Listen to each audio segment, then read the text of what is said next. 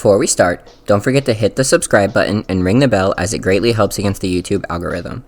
The year is 1972. The Taft Broadcasting Company just opened up its first amusement park known as Kings Island, located in Mason, Ohio, right outside of Cincinnati.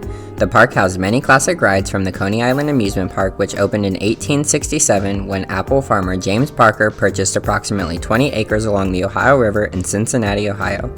Quickly realizing people would pay money to visit the orchard, he opened a dining hall, dancing hall, and bowling alley, calling it Parker's Grove. He sold the park in 1886 for $17,500 to the Ohio Grove Corporation. Reopening as Ohio Grove, the Coney Island of the West, the park aimed to link itself to the famous New York park of the same Coney Island name. Steamboats were used as a popular method of transportation for park guests with its riverfront location. In 1887, Ohio Grove was dropped from the name, leaving it as just Coney Island from there on out. Over the years, Coney Island became a full-fledged amusement park, adding multiple rides and carnival games, with additions such as Wildcat and Twister, two wooden roller coasters, both opening at the park in 1926 and being built by the legendary coaster designer Herbert Paul Schmeck and the Philadelphia Toboggan Coasters, Inc. The coasters weren't the first to open at the park, but were big turning points, literally, in the park's history. Coney Island quickly became a Cincinnati staple, with thousands of guests coming to the park every single year. In 1952, the company was sued by Marion Spencer, who served as the then vice mayor of the Cincinnati City Council. The court case started as Spencer's son hearing an ad on the radio for kids to come to Coney Island and meet local TV personality. She called the park to confirm that was the case, and upon their arrival to the park, the family was not let in due to racial standings at the time. Spencer was banished from the front gate on the 4th of July in 1952 by a guard brandishing a gun. She later filed a lawsuit and subsequently won the case, which in turn desecrated Coney Island. Due to the park's close proximity to the river, the park was prone to flooding. In 1968, Gary Walks, who owned a majority of the shares of the park with friends and family, entered negotiations with Taft Broadcasting for the purpose of designing a new park on higher ground away from the river. Taft Broadcasting responded by buying Coney Island outright for $6.5 million in 1969, with having construction starting the following year. Taft bought 1,600 acres in Deerfield Township of Warren County, 25 miles north of Cincinnati along Interstate 71 for $3.2 million. Coney Island closed its amusement park on September 6, 1971, as most of the rides had been moved to the newly completed Kings Island. In 1973, Coney Island reopened permanently, though only as a former shell of itself, now widely being considered a water park. Kings Island opened in 1972 with multiple rides from Coney Island, including but not limited to the Grand Carousel, which originally opened in 1926, the Log Flume, and the Bumper Cars. The park was also home to the Racer, a legendary wooden roller coaster built by John C. Allen, who was convinced to come out of retirement. The Racer is often quoted to have started the roller coaster renaissance of the 1970s. The Racer was eventually named a roller coaster landmark by American coaster enthusiasts in recognition for its historical significance. Looking to replicate the national exposure from the likes of the Racer in record-breaking events including Evel Knievel's nationally televised bus jump in 1975, Kings Island sought to keep their momentum going by adding another record-breaking attraction. Original plans focused on replicating the once popular roller coaster, the Shooting Star, which used to stand at Coney Island. Charles Dinn, director of Kings Island's Construction, Engineering, and Maintenance Division, had recorded the measurements of the Shooting Star's layout before it was demolished in 1971. The park selected an area close to the Racer to build the new attraction. The idea was quickly shelved in favor of a much bigger attraction coming to the park. A wooded area in the southeast corner of the park spanning 35 acres was chosen as the site for the new project. Using the surrounding terrain as opposed to leveling it, the park saved money, allowing them to invest more in the layout. Beginning in 1976, the chief engineer and surveyor Al Collins and his assistant Jeff Gramke spent 2 years researching and designing the new coaster with the helps of Charles Dinn and his team, who surveyed major roller coasters across the country. Due to the lack of computers, the new coaster would need to be designed by hand. Meticulously designing each curve and drop, the pair went through tens of thousands of formulas needed to produce the record-breaking results. John C. Allen was asked to help with the design but declined due to a pending retirement. He did write down some of his formulas on the back of a napkin, which they in turn used to help build the new attraction. He also acted as a consultant throughout the design phase of the ride. Among his most important contributions were the use of a tire-driven launch system that increased capacity to over 1,000 riders per hour. The original plans for the coaster featured an airtime hill after the first tunnel, followed by a left turn and a double down. After the second hill, guests would approach a trick track element and a right-handed double helix.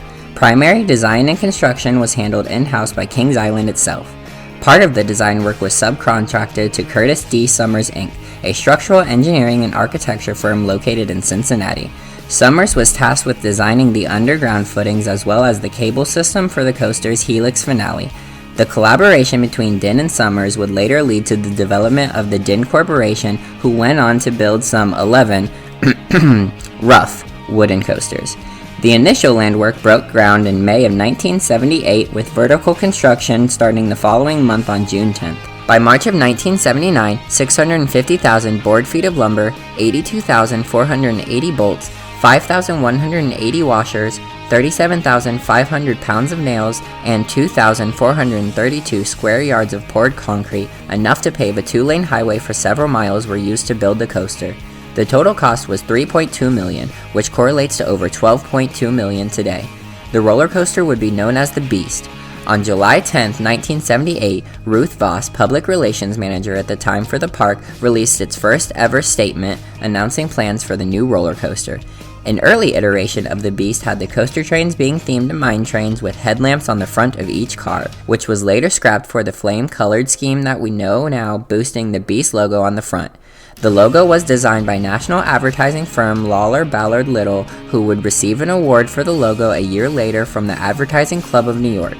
Early testing revealed issues in the design of the final helix. Simply put, the trains were traveling faster than intended, so the entire helix was redesigned and reconstructed with a wider diameter.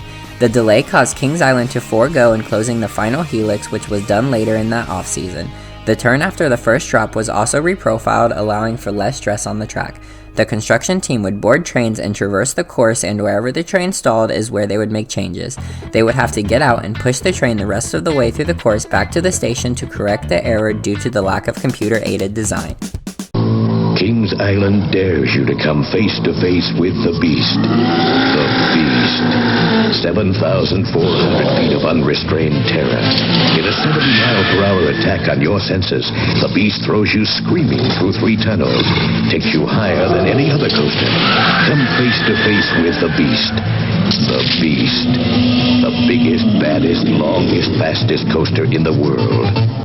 A radio contest was announced to let a select few be among the first to ride the brand new attraction. After more than 3 years of planning, design, and construction, the Beast opened to the public on April 14, 1979.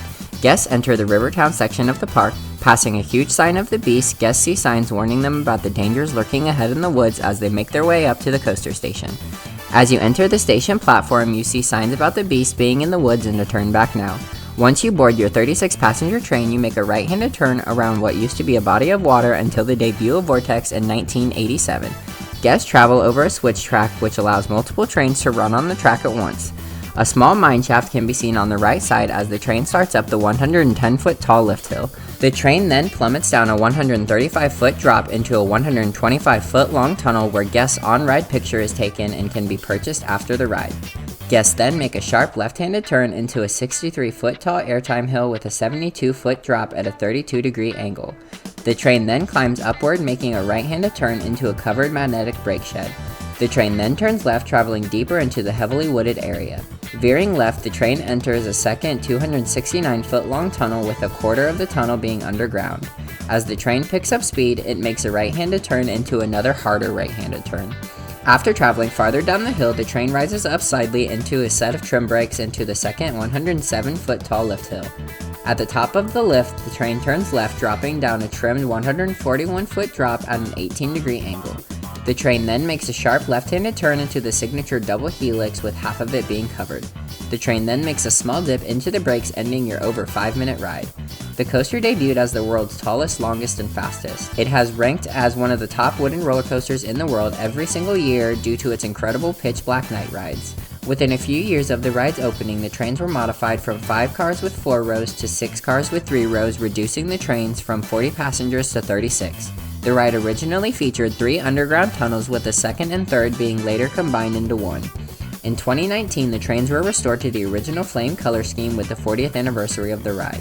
During the 2021 off-season, the Beast underwent a major refurbishment, replacing more than 2,000 feet of track, as well as extending the degree of the first drop from 45 degrees to 53 degrees, and completely redoing the helix thanks to the wonderful work of the Gravity Group. Every single year, millions of people try to brave the woods of Rivertown on the world's longest wooden roller coaster. The Beast, the best since 1979.